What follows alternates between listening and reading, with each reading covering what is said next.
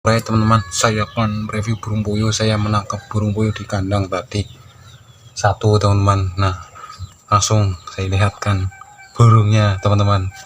Nih burungnya teman-teman, tuh. Ini burung puyuh teman-teman. Burung puyuh teman-teman, tuh. Kelihatan teman-teman burung puyuhnya. Nih.